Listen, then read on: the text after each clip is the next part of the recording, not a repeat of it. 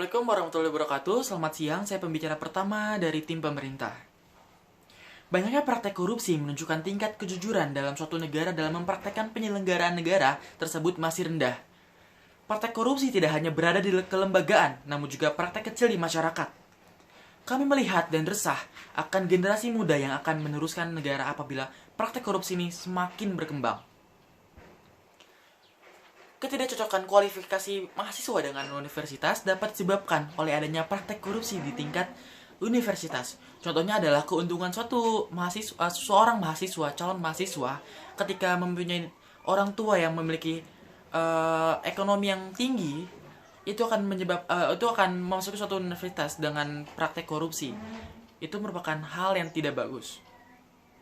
Oleh karena itu, mosi ini hadir untuk mengurangi praktek korupsi dari akarnya, baik dari segi mahasiswa maupun di tingkat pemerintah jangka panjang.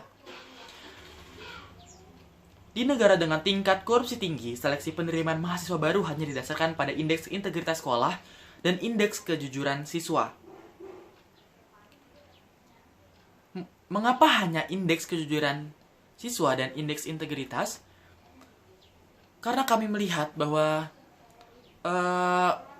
tingkat pendidikan di Indonesia di sini, di tingkat pendidikan di negara-negara berkembang, di negara-negara maju itu sudah sangat tinggi, sehingga seseorang sudah memiliki ilmu yang banyak sekali orang pintar di dunia ini. Dan lagi pun ketika kita sudah masuk ke universitas, di sana juga dapat mempelajari ilmu yang lebih untuk berkembang, untuk mempertambah ilmunya. Sehingga yang diperlukan di sini adalah kejujuran.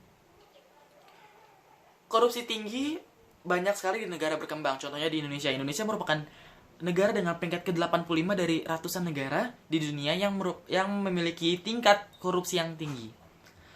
Sehingga kami memberikan limitasi kasus ini hanya terdapat di Indonesia. Mahasiswa baru dalam hal ini adalah mahasiswa baru yang mendaftar di universitas swasta maupun universitas negeri. Indeks integritas merupakan rata-rata kejujuran siswa dan kejujuran tenaga pendidik. Indeks kejujuran siswa, kejujuran di sini adalah bertindak sesuai dengan fakta ataupun berlaku sesuai dengan fakta, berkata sesuai dengan fakta. Indeks kejujuran siswa adalah penilaian yang akan dinilai oleh tenaga pendidik ataupun dalam hal ini adalah guru selama proses belajar.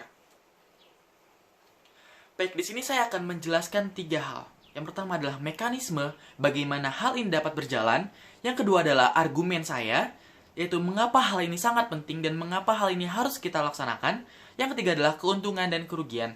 Keuntungan apabila kita berhasil dalam mengerjakan hal ini, dan kerugian apabila kita tidak melaksanakan hal ini sama sekali.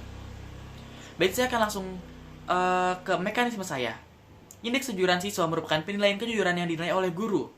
Kenapa hal ini guru? Karena guru adalah paling kenal dengan siswa dalam setiap harinya. Penilaian di setiap pembelajaran selama siswa belajar di sekolah dari awal sampai dengan akhir. Penilaian kejujuran juga dapat berdasarkan kedisiplinan mengerjakan tugas ulangan maupun ujian, dan penilaian sikap. Dalam hal ini adalah sikap kejujuran yang paling diutamakan. Nilai-nilai tersebut akan dikumpulkan dengan kumulatif sebagai indeks kejujuran setiap semester. Jadi setiap semesternya akan ada nilai untuk kejujuran ini. Indeks integritas sekolah. Penilaian oleh pengawas pendidikan terhadap sekolah-sekolah. Mengapa pengawas pendidikan? Karena sama halnya dengan akreditasi, yang memiliki tim penilaian sendiri untuk memaksimalkan penilaian tersebut agar terkesan suasana yang netral, agar terkesan lebih profesional dan lebih terarah untuk menilai sekolah-sekolah. Penilaian di sini merupakan rata-rata indeks kejujuran seluruh siswa di sekolah tersebut dengan tenaga pendidik. Penilaian guru dapat berdasarkan dengan integritas guru, dengan kejujuran dalam mengisi materi, dengan kedisiplinan guru. Itu merupakan penilaian dari integritas suatu tenaga pendidik. Dalam proses penerimaan mahasiswa baru oleh seluruh universitas negeri dan swasta.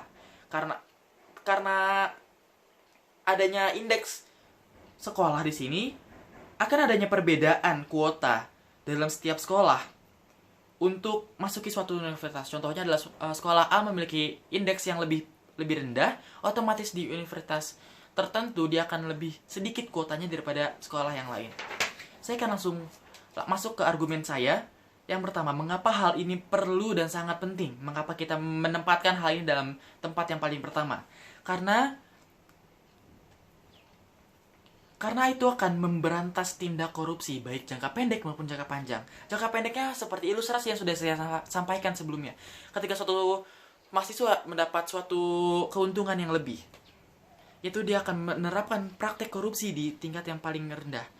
Apabila mereka sudah output atau hasil dari mereka menanamkan tindak kejujuran, itu akan berdampak sangat panjang untuk memberantas korupsi di tingkat pemerintahan. Yang kedua adalah mensejahterakan masyarakat. Korupsi merugikan banyak hal, merugikan banyak orang. Tidak hanya korupsi di tingkat pemerintahan, namun juga di tingkat masyarakat. Contohnya adalah korupsi pejabat akan merugikan rakyat.